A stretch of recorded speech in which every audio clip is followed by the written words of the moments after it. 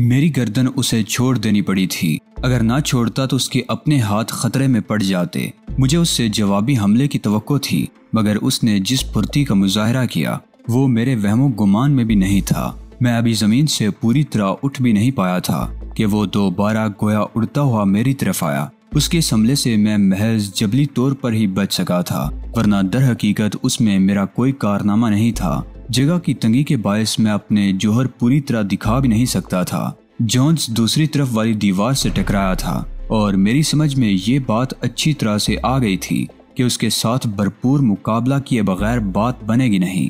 Johns ने एक बार फिर बड़ी फुर्ती से संभल कर मुझ पर हमला करने की कोशिश की, मगर अब मैं जवाबी कार्रवाई के लिए पूरी तरह तैयार था। चुनाचे मैंने उससे बचने की कोशिश करने के बजाय उसे उलझ जाने को तरजीह दी। वो तवक्को कर रहा था कि मैं बचने की कोशिश करूंगा, मगर जब मैंने खुद को उसके वार से बचाने के साथ साथ उस पर जवाबी हमला भी किया तो उसे हैरत का झटका तो जरूर लगा होगा, मगर वो कुछ कर भी नहीं सकता था। जगह की तंगी आड़े आ रही थी। हम दोनों में से कोई भी खुलकर अपने जौहर नहीं दिखा सकता था। मुझे अंदाजा हो गया था कि वो एक माहिर लड़ाका है, लेकिन मुझे बहरहाल उस पर फोकियत हासिल थी। मैं मास्टर ली क्वान का शागिर्द था, जबकि वो नहीं था। जगह तंग हो तो जिस्म को कम से कम हरकत देकर मुखालिफ के हमले से बचना एक अलग आर्ट है। दुनिया के किसी भी तरीका हर्ब में यह नहीं सिखाया जाता कि अगर कभी तंग जगह में मुकाबला करना पड़ जाए तो उसके लिए कौन से तरीके इख्तियार किए जाएं, मुखालिफ के हमलों से किस तरह बचा जाए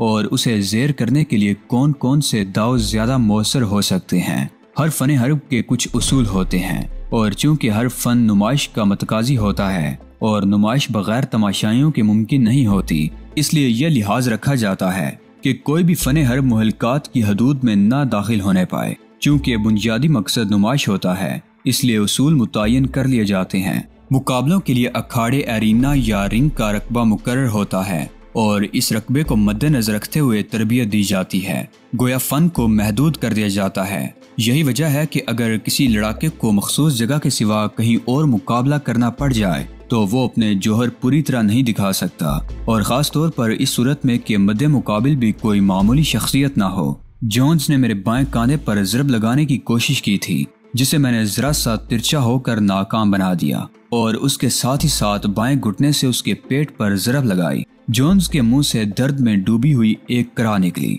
मगर मुझे खूब अंदाजा था कि इस ज़रब से उसे बहुत ज्यादा नुकसान नहीं पहुंचा होगा, इसलिए मैंने फौरन ही दाएं हाथ से उसके चेहरे पर एक भरपूर चाप रसीद कर दिया। जवाब में जॉन्स ने अंधाधुंध मुझ पर कई हमले किए और मुझे उसके हमलों से खुद को बचाना दो बार हो गया।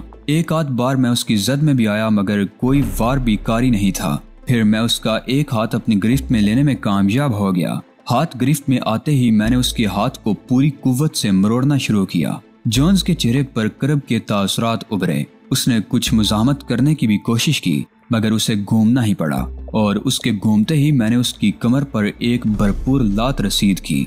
जॉन्स सामने वाली दीवार से जाकर टकराया। अगर जबली तौर पर वो दीवार से हाथ ना टेक देता तो उसका सर दीवार से टकराया होता। मैं से कबल उसकी फुर्ती के नमूने देख चुका था, इसलिए उसके संभलने से कबल उसके सर पर जा पहुंचा, और फिर उसकी गुद्दी पर पड़ने वाला हाथ इतना भरपूर साबित हुआ कि वो तेवरा कर गिर पड़ा। अब हमारी खैर नहीं है, क्लारा ने कहा। वो हाथ में एक लकड़ी लिए खड़ी थी।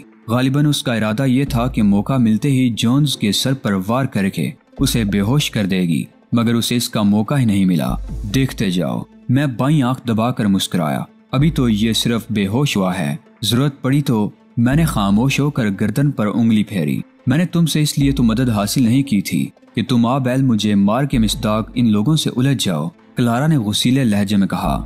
मैंने झुककर जॉन्स की टाई खोली और इससे उसके हाथ मजबूती से बांध दिए। आबैल मुझे मार के मिस्दाक तो ये मुझसे उलझा था। मैंने तो हतीउल इम्कान यही कोशिश की कि मेरी बात इसकी समझ में आ जाए, लेकिन देख लो इसने मुंह की खाई। तुम मेरी बात अच्छी तरह समझ रहे हो, मगर जिद्दी और हट धर्म हो, क्लारा ने झिंझला कर कहा। तुम वही करोगे जो तुम्हारा जी चाहेगा। तुमसे कुछ कहना बिल्कुल फजूल है। अब तुमने एक माकूल बात की है, मैंने संजीदगी से कहा।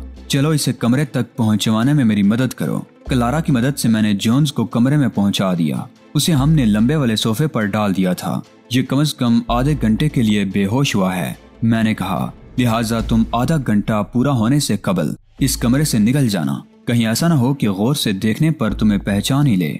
मुझे कम से कम ये तो बता दो कि ये यहाँ पहुँचा कैसे। क्लारा ने कहा। उसके लहजे में बेबसी थी। रीना सालोमन ने धमकी दी थी कि वो जोन्स को देख लेगी, इसलिए मैंने एयरपोर्ट पर अपने आदमी भी मुतय्यन कर दिए थे ताकि जोन्स को रीना के चुंगल में जाने से बचा सकूं। क्लारा ने चौंक कर मुझे देखा। तुम्हें जोन्स से क्या हमदर्दी हो गई? उसने मुझे घूरते हुए कहा। इससे मुझे क्या हमदर्दी हो सकती है? मैंने बेपरवाही से कहा।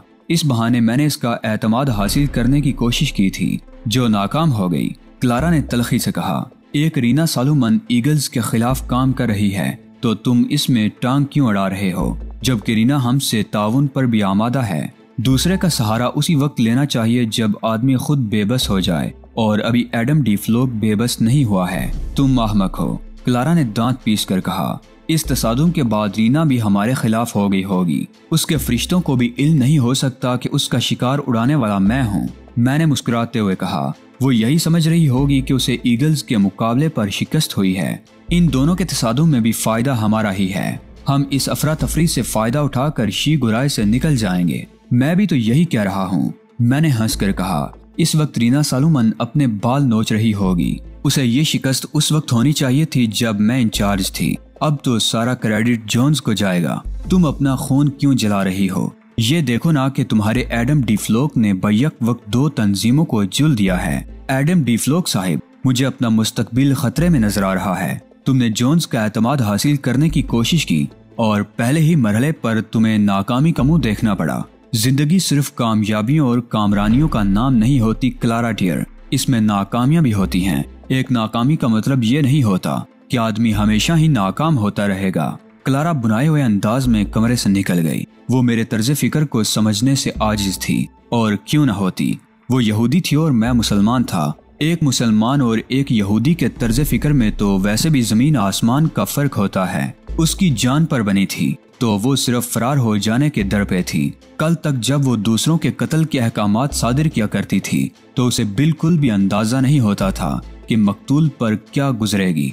आज जबकि उसकी मौत का फैसला भी नहीं किया गया था, बल्कि उसे सिर्फ इस बात का अंदेशा था कि वो कत्ल कर दी जाएगी, तो वो न सिर्फ तंजीम से बागी हो गई थी बल्कि अपनी जान बचाने के लिए अपनी सारी दौलत लुटाने पर भी आमादा हो गई थी। तकरीबन आधा घंटा गुजरने के बाद जोन्स ने किस्मसाना शुरू किया और जल्द ही होश में आ गया। जो कुछ हुआ मुझे उस पर अफसोस है मिस्टर जोन्स। मैंने उसके कुछ बोलने से कबल ही जल्दी जल्दी कहा, लेकिन मैंने जो कुछ किया अपने दिफा में किया।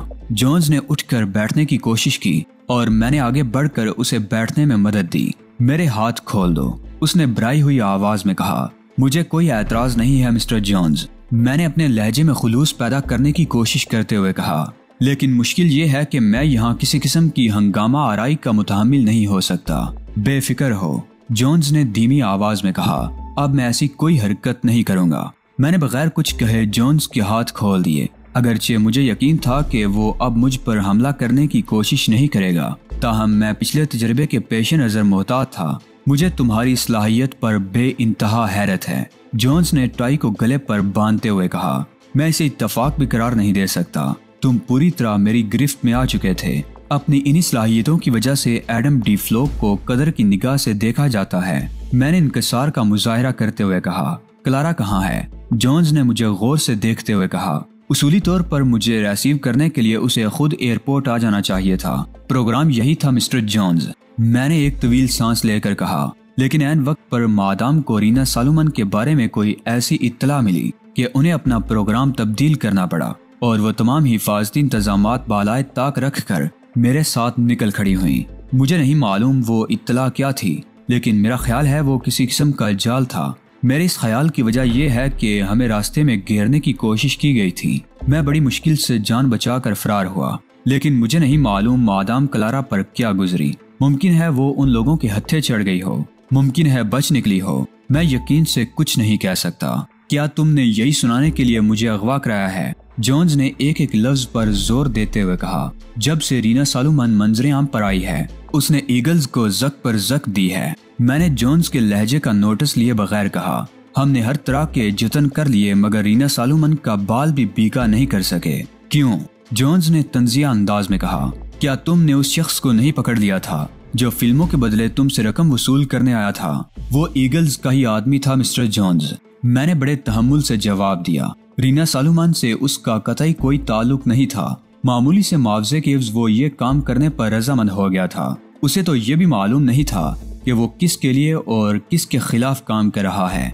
ये बे तो उस पर बाद में खुला कि वो किस चक्कर में फंस गया है। लिहाजा उसके पकड़े जाने से रीना सालोमन की सेहत पर जरा बराबर भी असर नहीं पड़ा। खैर, जोन्स ने बेजारी से कहा, आगे कहो, क्या कहना चाहते हो? जोन्स के अंदाज से साफ जाहिर हो रहा था कि वो मेरी किसी बात पर भी यकीन करने के लिए तैयार नहीं है। वो खुद चूंकि अंधेरे में थी, लिहाजा हम उसके सामने बेबस थे।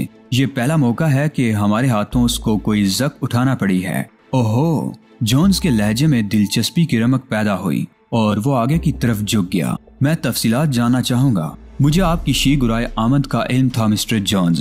चुनांचे जैसे ही मुझे और मादाम क्लारा को घेरने की कोशिश की गई और मैं उन्हें जुल्म देने में कामयाब हो गया, तो मेरे जहन में एक ख्याल पैदा हुआ कि हो न हो रीना सालोमन आप पर भी हाथ डालने की कोशिश करेगी। लिहाजा मैंने अपने साथियों को फौरी तौर पर हिदायत जारी कर दी कि वो खुफिया तौर पर आपकी निगरानी करें और अगर कुछ नामालूम लोग आपको अगवा करने की कोशिश करें तो आपको उनसे बचाकर यहाँ ले आएं।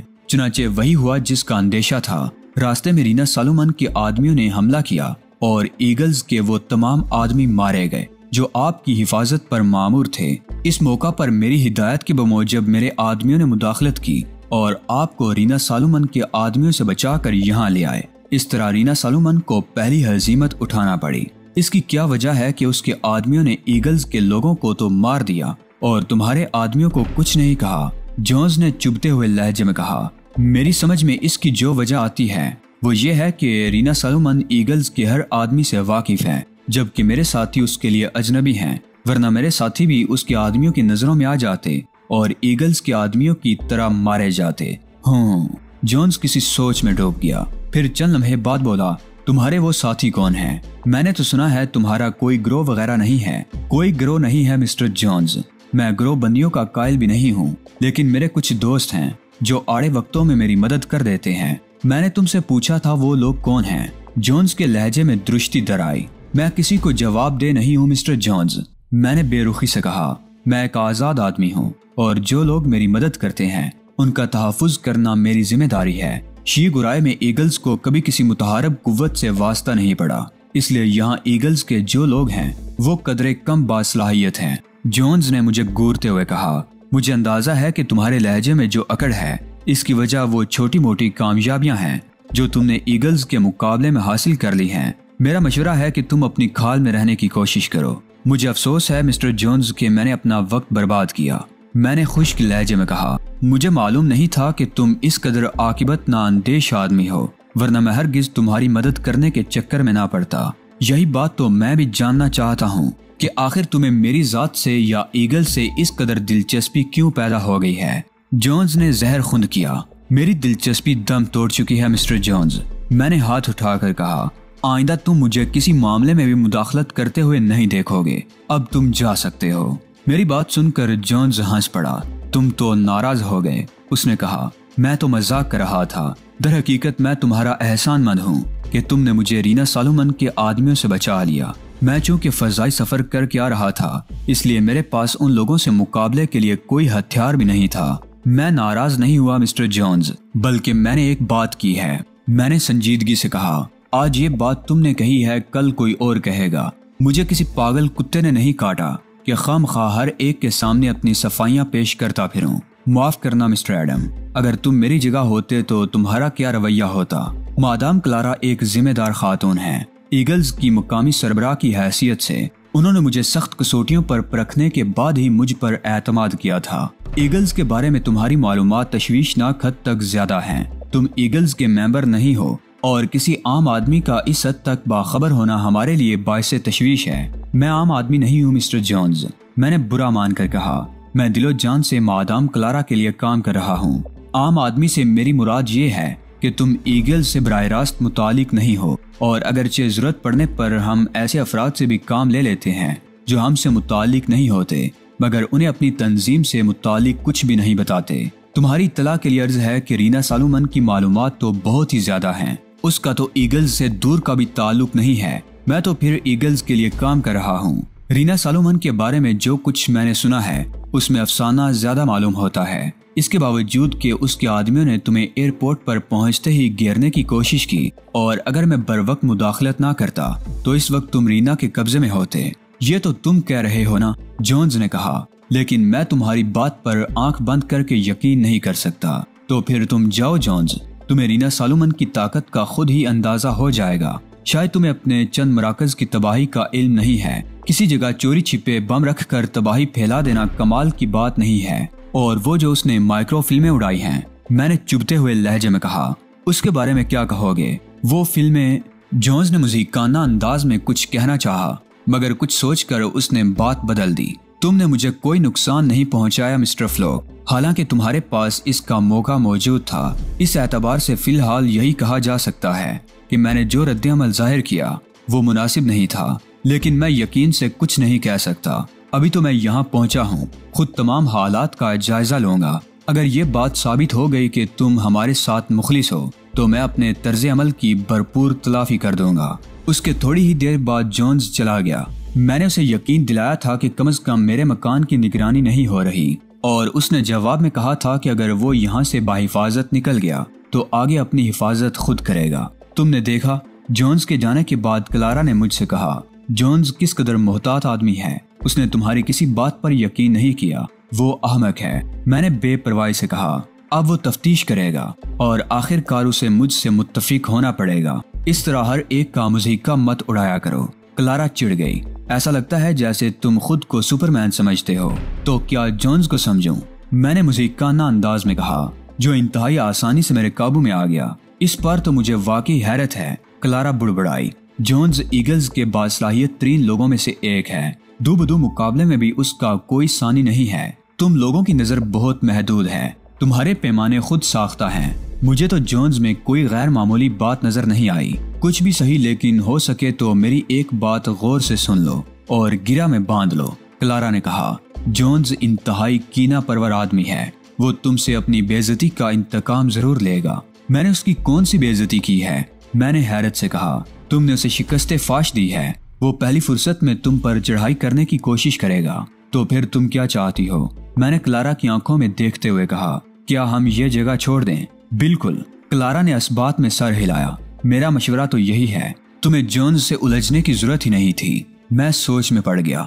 क्लारा की बात दुरुस्त ही मालूम होती थी। जोन्स के बारे में मैंने भी यही अंदाजा लगाया था कि वो शिकस्त कबूल करने का आदी नहीं है और हर हाल में अपनी बर्तरी कायम रखना चाहता है। उसे रीना सॉलोमन से ज्यादा एडम डी फ्लोक की सरकूबी के लिए भेजा गया होगा। रीना सॉलोमन तो थी ही ईगल्स की दुश्मन, मादाम क्लारा उसके खिलाफ काम कर रही थी। लेकिन एडम डी फ्लोक तो दुश्मन नहीं था। वो ईगल्स का मेंबर भी नहीं था, मगर उसकी रसाई मादाम क्लारा की ख्वाबगाह तक थी। किसी अजनबी को तंजीम के मामलात में इस हद तक दखल अंदाज होने देना नाकाबिले माफी जुर्म था। मुझे यकीन था कि क्लारा को इस जुर्म की बिना पर शीगुराय से हटाने का फैसला किया गया होगा, और अगर इस जुर्म पर उसे मौत की सजा दी जाती तो कुछ ताज्जुब भी नहीं था। क्लारा का ये इकदाम तंजीम के लिए मोहलक भी साबित हो सकता था। तुमने मुझसे एक गलत बयानी की है क्लारा। अचानक मैंने क्लारा से कहा, महज रीना सॉलोमन वाले मामले की वजह से तो तुम्हें सजाए मौत नहीं दी जा सकती।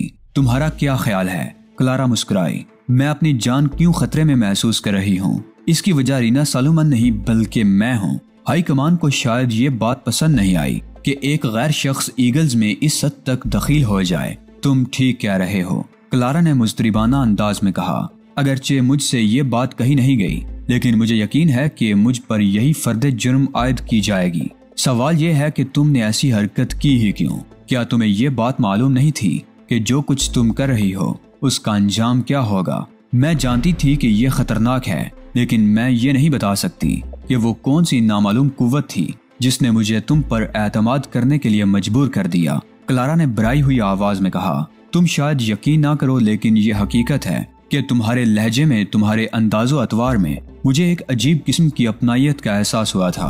अब मुझे अंदाजा हो रहा है कि मेरा एहसास बिला वजह नहीं था। मेरी खातिर तुमने अपनी जिंदगी खतरे में डाल रखी है। मुझे इस बात का गम नहीं है कि ईगल्स में मेरी पोजीशन तबाह हो गई। मुझे तो इस बात की खुशी है कि तुम मेरे साथ हो, अंजाम जो भी हो। इसे तब्दील करना हम में से किसी के भी बस की बात नहीं है।